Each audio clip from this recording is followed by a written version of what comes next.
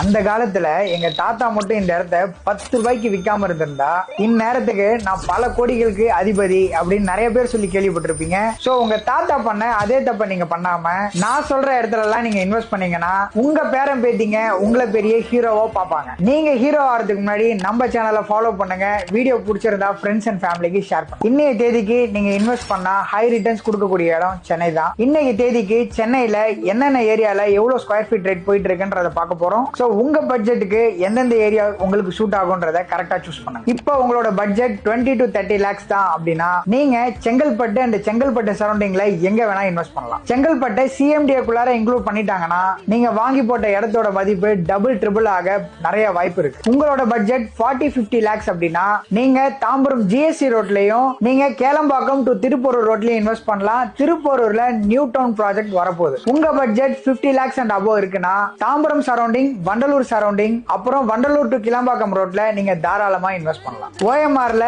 Invest பண்ண முடியாதவங்க எல்லாரும் கிளம்பாக்கம் சரௌண்டிங் அண்ட் வண்டலூர் கிளம்பாக்கம் ரோட்ல தான் இன்வெஸ்ட் பண்ணிட்டு இருக்காங்க. இங்க ஒரு ஸ்கொயர் ஃபீட் ரேட் பாத்தீங்கன்னா 3000 இருந்து 5000 வரைக்கும் தாங்க போயிட்டு இருக்கு. உங்க பட்ஜெட் 75 lakhs அப்படின்னா ஓஎம்ஆர் உங்களுக்கு ஒன் ஆஃப் த ரைட் சாய்ஸா இருக்கும். ஏன்னா ஓஎம்ஆர்ல phase 3 மெட்ரோ வரப்போகுதுங்க. அங்க ஒரு ஸ்கொயர் ஃபீட் ரேட் பாத்தீங்கன்னா 5000 to 7000 வரைக்கும் போயிட்டு இருக்கு. மெட்ரோ வந்ததுக்கு அப்புறம் அந்த 5000 8000 10,000 வரைக்கும் போகுங்க. சென்னையில நான் சொன்ன இடம் இல்லாம நிறைய இடம் இருக்குங்க.